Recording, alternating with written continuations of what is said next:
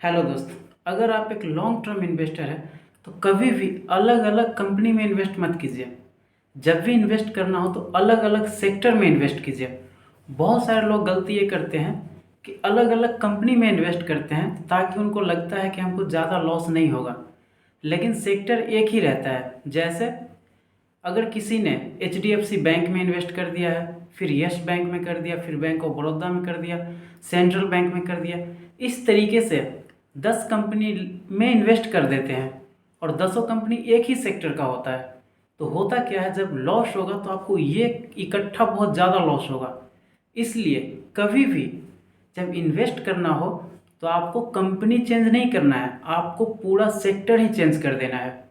हर एक सेक्टर से एक या दो कंपनी, जो बढ़िया कंपनी आपको लगता है, उस एक या दो कंपनी में ही इन्वेस्ट कीजिए। जैसे अगर आप ऑटोमोबाइल में इन्वेस्ट करते हैं तो आइशर मोटर है, टाटा मोटर है, इस तरीके से बहुत सारा कंपनी है जो कि गाड़ियाँ बनाती है, फिर गाड़ियाँ का पार्ट्स बनाता है, उसमें आप इन्वेस्ट कर सकते हैं। इसी तरीके से अगर बैंकिंग सेक्टर में इन्वेस्ट करना चाहते हैं तो HDFC है, यस बैंक है, कैनरा बैंक है, बैंक ऑफ बड़ौदा है। इस तरीके से इसमें से एक या दो कंपनी को चुनिए जिसमें आपको इन्वेस्ट करना है। ऐसा नहीं है कि एक ही सेक्टर में बहुत ज़्यादा कंपनी को चुन के और उसमें इन्वेस्ट करना है। उसी तरीके से अगर IT सेक्टर है तो IT सेक्टर में होता है विप्रो कंपनी है, TCS है, टाटा एल्क्सी है। इस तरीके से IT सेक्टर में भी आप इसमें से एक या दो कंपनी में ही आपको पैसा लगाना है। अगर कंस्ट्रक्शन की बात करें तो कंस्ट्रक्शन में DLF है, RVNL है, इस तरीके से बहुत सारा कंपनी है। लेकिन आपको जब भी पैसा इन्वेस्ट करना होगा तो किसी एक कंपनी में इन्वेस्ट करना होगा। अगर फार्मा में जाए, जो कि मेडिसिन बनाती है, तो इसमें भी है सन फार्मा, सिप्ला। तो आपको सन फार्मा, सिप्ला, इस तरीके से बहुत सारा कंपनी मिलेगा जिसमें से एक या दो कंपनी में ही इन्वेस्ट करना है। और ऑयल एंड गैस, जो कि पेट्रोल डीजल होता है या फिर गैस जो नेचुरल गैस है, इस तरीके का प्रोडक्ट में जो कंपनी इन्वॉल्व है, इसमें से किसी एक या दो कंपनी में ही आप पैसा लगाइए। जैसे रिलायंस हो गया, इंडियन ऑयल कॉरपोरेशन हो गया, इस तरीके से बहुत सारा कंपनी है। आप सभी कंपनी में, एक ही सेक्टर के सभी कंपनी में पैसा नहीं लगाकर एक सेक्टर से एक या दो कंपनी को चुनिए जो कि बहुत ही बढ़िया कंपनी हो आपके नज़रिए में, और उसमें पैसा लगाइए। अगर मेटल सेक्टर की बात करें तो टाटा स्टील है, JSW है, इस तरीके से गेल है, कोल इंडिया है, गेल नहीं है सॉरी, सेल है।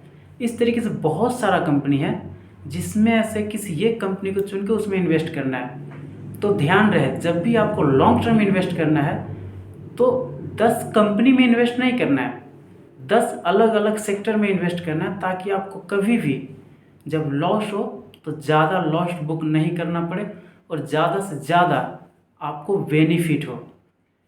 हाँ, अगर आप एक ही सेक्टर के 4-5 कंपनी में इन्वेस्ट करते हैं तो ऐसा भी होता है और ऐसा करते हैं, लेकिन कब? जब वो शॉर्ट टर्म होता है। जैसे अगर बैंकिंग सेक्टर की बात करें, हमको लगता है कि HDFC जो पहले 1600 पे ट्रेड कर रहा था, अभी 1400 पे है, और हमें पता है कि 1 से 2 महीने में फिर से 1600 पे चला जाएगा, तो हम इसमें इन्वेस्ट कर सकते हैं। साथ में हमको लगे कि यस बैंक में भी हम इन्वेस्ट कर सकते हैं, जो अभी 17 रुपये पे है, हो सकता है 1-2 महीने में फिर से 24 रुपये पे चला जाए, तो हम इसमें इन्वेस्ट कर सकते हैं। लेकिन शॉर्ट टर्म में आप एक सेक्टर के ही 10 कंपनी ले सकते हैं, अगर आपको पता है कि 2 से 3 महीने में ऊपर जाएगा तो। लेकिन जैसे लॉन्ग टर्म की बात आती है तो एक सेक्टर से आप बहुत ज़्यादा कंपनी को नहीं ले सकते। ऐसा करने से आपको बहुत ज़्यादा लॉस हो सकता है। इसलिए जब भी इन्वेस्ट करें तो अलग अलग सेक्टर से एक एक कंपनी को ले और ज़्यादा से ज़्यादा सेक्टर में इन्वेस्ट करें, ना कि ज़्यादा से ज़्यादा कंपनी में।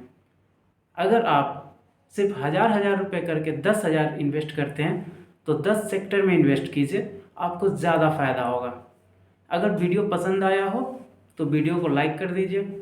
मेरे चैनल पे अगर आप पहली बार आए हैं तो चैनल को सब्सक्राइब कर लीजिए। वीडियो देखने के लिए धन्यवाद।